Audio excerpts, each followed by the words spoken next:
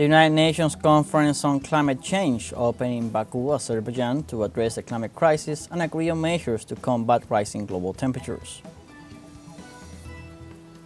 In Saudi Arabia, Arab and Islamic countries met at the extraordinary summit to discuss the repercussions of Israel's genocide against Middle Eastern nations. And in Venezuela, Attorney General Tarek William Saab denounced media campaigns carried out against democracy in the country.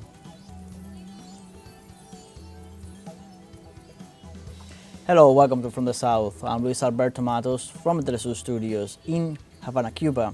We begin with the news.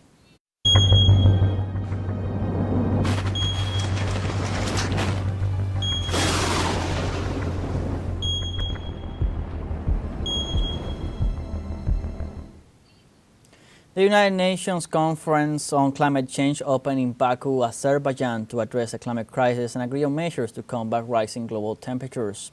At the opening of the event, COP29's President Mukhtar Babayev warned that the climate crisis is not a future problem but a present one, as he reflected on recent natural disasters. The official stressed that the summit aims to agree on a new climate finance target to ensure that all countries have the necessary means to adopt such stronger climate measures. He also reiterated that the UN has called for urgent collective action led by the G20 group to reduce extreme weather events.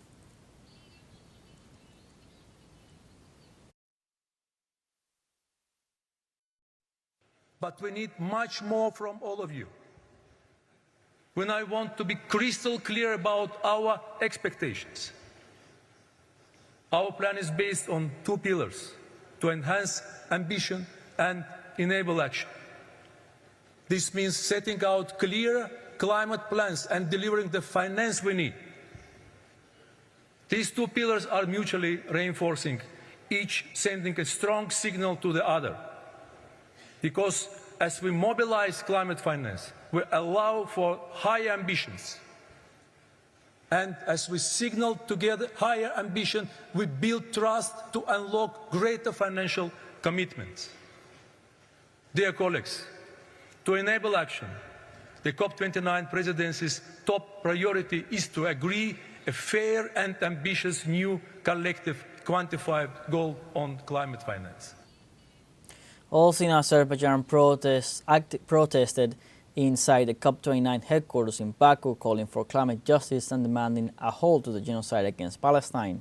During the day, pro-Palestinian demonstrators carried banners to demand greater action from the governments of the nations regarding the situation in the Palestinian enclave. Activists also pointed out that there can be no climate justice without respect for human rights.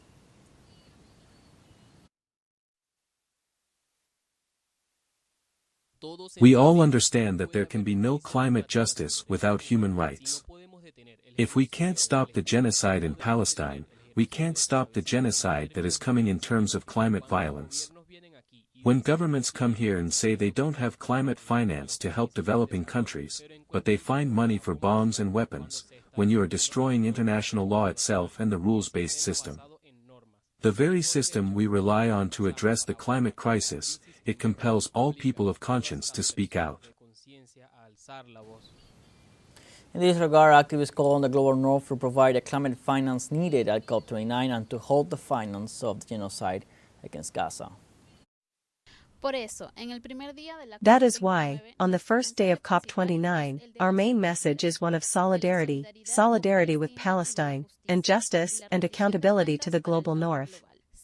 It is therefore about asking the global north to provide the climate finance that is needed at this COP and to stop funding genocide in Gaza. And close to 70 countries around the world participate on Monday in the Global South Media and Think Tank Forum held in Sao Paulo, Brazil. The meeting welcomes 350 representatives of 170 organizations, companies, journalists, governments, among others, to address common realities and challenges in order to consolidate a platform for cultural exchange and cooperation. China and Brazil, as organizers of the forum, sent a message to the attendees highlighting the fundamental role of the nations of the Global South in the current contemporary scenario. Chinese President Xi Jinping sent a letter to the forum expressing his country's willingness to promote multilateralism and to advocate an equitable and orderly multipolarity in the world.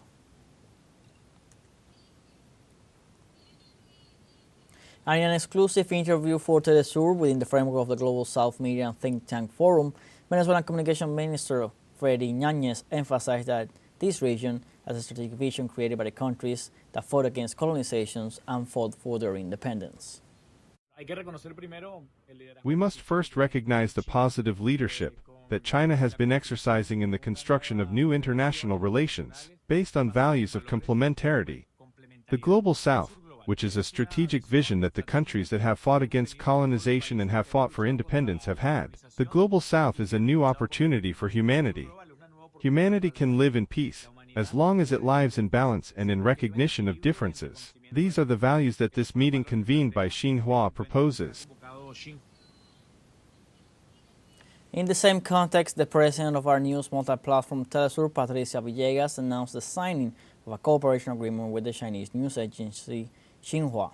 During the first media summit of Global South, TeleSUR President Villegas said the newly signed macro cooperation agreement with Xinhua will allow the multi-platform to deepen the already strong relationship with the Chinese media.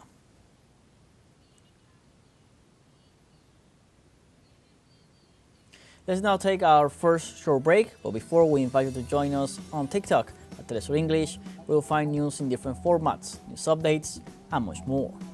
We'll be right back. Stay with us.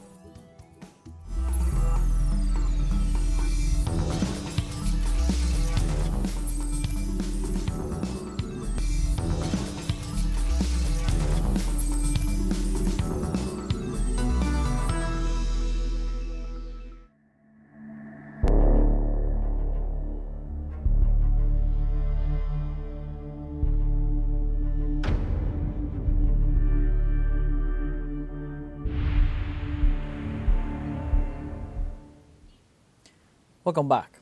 The Kingdom of Saudi Arabia expressed its categorical rejection to the Israeli aggression against the Palestinian people and demanded the end of the genocide in the Gaza Strip. On Monday, in the inaugural speech of the Joint Arab-Islamic Extraordinary Summit in Riyadh, Crown Prince and Prime Minister of Saudi Arabia Mohammed bin Salman called for the need to end the illegal Israeli occupation of the Palestinian territories, stressing the importance of continuing joint efforts to establish a Palestinian state on the 1967 borders, with East Jerusalem as its capital. In addition, he reaffirmed the kingdom's support for Palestine and Lebanon to overcome their current humanitarian situation and called on the international community to assume its responsibilities to preserve international peace and security.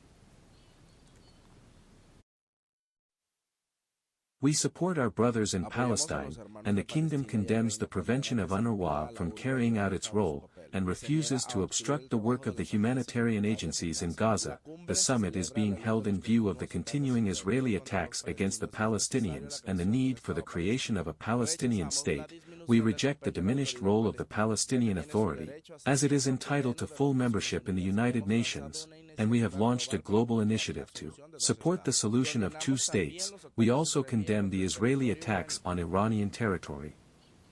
And within the framework of the Arab-Islamic Summit, Syrian President Bashar al-Assad stressed the urgent need to take practical and feasible measures to stop the aggressions and crimes committed by Israel in the region.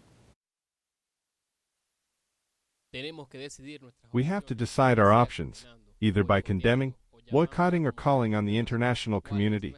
What is our implementation plan? We are not dealing with a state, but with a colonial and murderous entity, and we are not dealing with a nation but with herds of settlers, which are reflected in Israeli barbarism. On the other hand, Lebanese Prime Minister Najib Mikati recalled that the basis of the meeting continues to be the immediate end of the Israeli aggression against countries in the region. The basis remains the immediate end of the ongoing aggression against Lebanon, the declaration of a ceasefire and the establishment of the groundwork for sustainable stability. Also to reiterate the Lebanese government's firm and unwavering commitment to UN Resolution 1701 in all its aspects, to reinforce the deployment of the army in the south in close cooperation with international peacekeeping forces, and to work for the extension of the Lebanese state authority to all internationally recognized borders.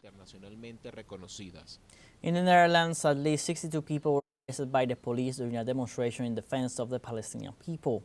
Demonstrators gathered on Sunday in Amsterdam's Dam Square in defense of the right to free protest after local authorities banned demonstrations in support of Palestinians, following an altercation with supporters of the Israeli soccer team Maccabi Tel Aviv.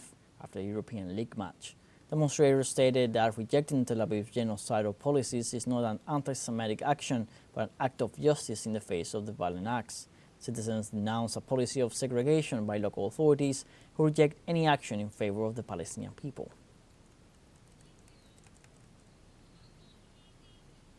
And in Belarus, the government confirmed that it has officially become a partner country of the BRICS bloc. The Belarusian Foreign Ministry said that on November 5th, President Alexander Lukashenko sent a letter to the pro-tempore president of the group, Vladimir Putin, in which he conveyed his willingness to join BRICS. The Foreign Ministry confirmed that President Putin responded to the letter with an invitation to Belarus government to become a member of the BRICS. The partner country status allows Belarus, among other things, to participate in the special sessions and foreign ministers' meetings of the BRICS group.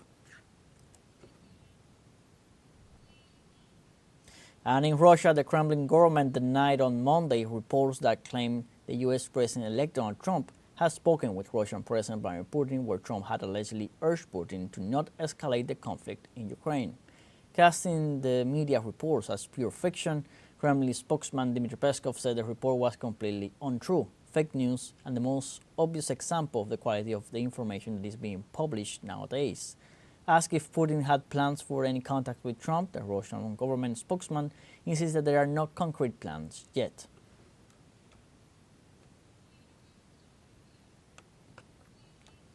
We have a second short break coming up, but before we invite you to visit our YouTube channel at TeleSUR English. There you'll be able to rewatch our interviews, top stories, special broadcastings, and more. Hit the subscribe button and activate the notification bell to stay up to date on the world's most recent events. For a short break, don't go away.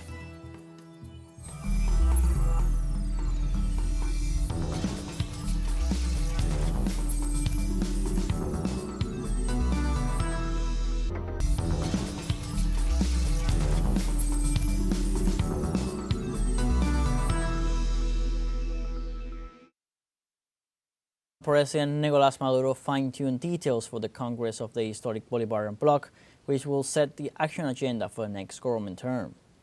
The Venezuelan leader met with the coordinating team of the 5 generations of the Bolivarian Revolution with a view to finalizing the details for the Congress of the historic bloc, which will take place on November 15th, where the project of the 7 transformations will be synthesized. The Venezuelan head of state assured that now the next step is to develop the more than 500,000 proposals made during the assemblies. Maduro also pointed out that Venezuela is the only country where its executive sets up a government action agenda by means of popular consultation. And Venezuela's Attorney General Tarek William Saab denounced on Monday the media campaigns carried out against democracy in the country linked to the events that occurred after the presidential elections held on July. The official described the campaigns as mercenary attempts to discredit the Venezuelan democratic system and its justice system in the face of the actions of criminal groups promoted by the so-called comanditos and the extreme right. Saab also detailed that the violence registered after July 28, 2024 left 28 dead and thousands of wounded, as well as 486 properties destroyed. Frente a los lamentables, delictivos, criminales sucesos ocurridos. In the face of the unfortunate, nefarious and criminal events that occurred as of July 28th, particularly on July 29th and 30th,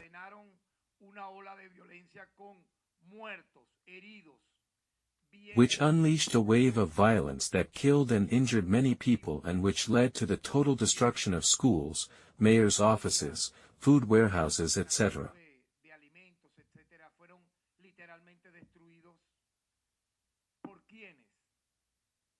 By whom? By people bearing the national flag to express their ideas in a square.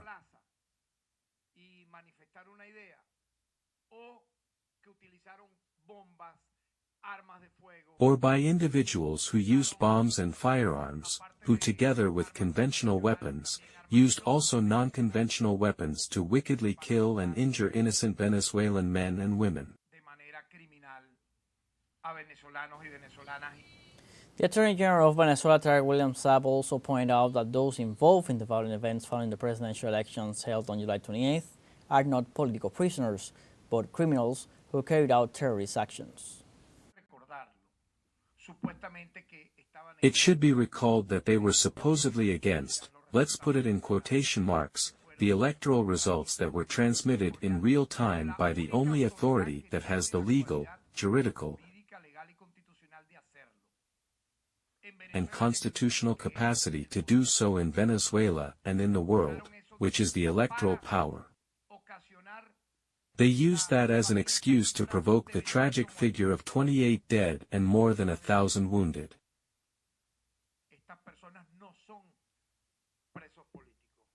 These people are not political prisoners, they are not prisoners of conscience. Unfortunately, they are criminals, who carried out terrorist actions, paid by the so-called comanditos, and this is how we are going to present it in detail. And unleash, that was the objective, they wanted to unleash a civil war in Venezuela. Ecuador's Ministry of Energy and Mines announced a new increase in blackout schedules from Monday, November 11th to Tuesday, November 12th. The latest power cuts will last at least 12 hours during these days. The same way, authorities assured that measures will be implemented to guarantee the compliance of the disconnection schedules, and the energy distribution companies that are not complying with established schedules will receive administrative sanctions. Experts warn that the energy crisis in the country has worsened in the last month due to the lack of investment and the dependent electric system, which entered into crisis due to the lack of rain in the region.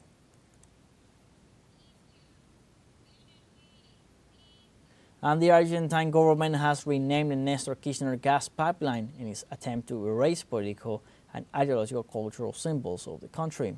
The decision was made known by a resolution issued by the Secretary of Energy of the nation's Ministry of Economy, where it was informed that as of Monday, the pipeline's name will be Perito Francisco Pascasio Moreno Gas Pipeline. That is after an Argentine prominent scientist and explorer. Since he took office, President Javier Milei has eliminated institutions and ministries, as well as changed the names of the Kirchner Cultural Center and the Women's Hall of the Casa Rosada.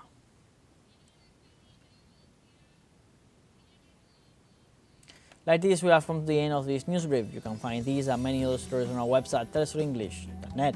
So join us on social media, Facebook, X, Instagram, Telegram, and TikTok. For TeleSUR English, I'm Luis Alberto Matos. Thank you for watching.